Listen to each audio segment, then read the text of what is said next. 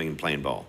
You're answering the questions, you're engaged. That's not always what we get from every witness, especially high-level administrators and secretaries. And so I sincerely appreciate your playing ball. So I know you're not tired of talking about the Clean Water Act. You seem tireless, and that would be the only reason. I was prosecuted under the Clean Water Act, not by the EPA, who actually had the subject matter jurisdiction to prosecute me under the Clean Water Act, but when the EPA demurred under the Obama administration, the case was then picked up by the Department of Justice, and the Army Corps of Engineers and Department of Justice then prosecuted me as a farmer for planting wheat in a wheat field.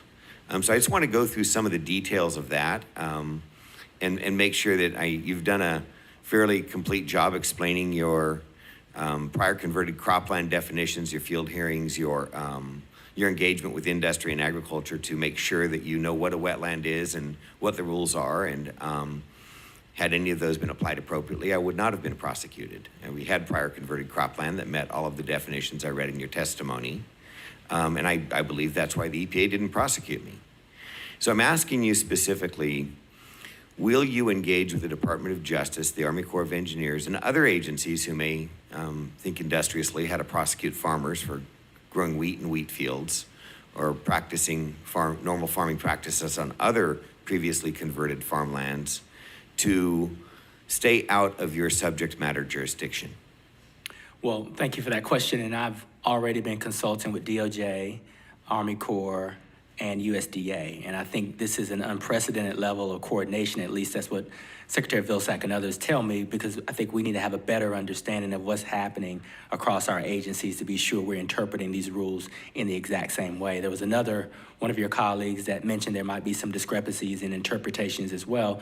So if there is any specific definition or issue that you see on the horizon that may be complicated by the viewpoint of 4 agencies, please call that out to our administration. I would just offer that you look at the Duarte Wetland Prosecution Expert Report and go through it and just examine for yourself what was, mini mountain ranges, plow furrows 4 inches tall, pebble distribution surveys through the soil to see if my plowing redistributed pebbles.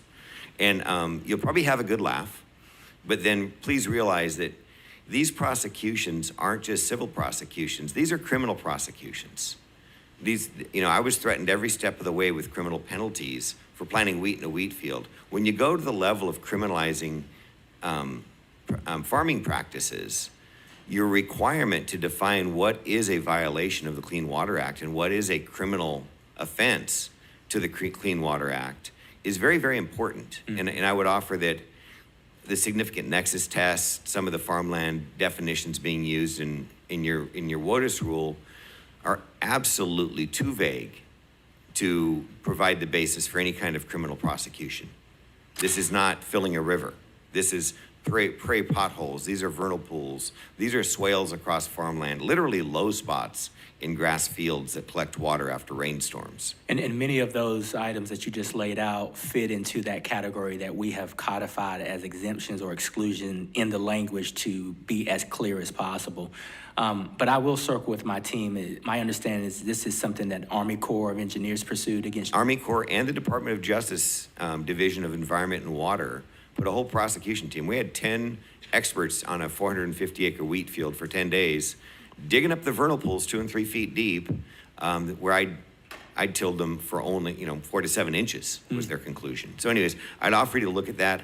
I'm also wanting to ask you, I agree, I farm in a sustainable wine growing program in California, another ranch that I farm. And we like the soft insecticides. We like the soft pesticides. We try and stay away from the hot stuff when we can. And as a nurseryman, I also want that hot stuff around for when I have an exotic pest issue. I really want to whack it with some chlorpyrifos. I have no trouble pronouncing or saying chlorpyrifos should be in the arsenal. I don't want to use it regularly. But please do what you can, even if it means contracting out some of the research and approval to private research firms that you can find credible to do some of the backlog.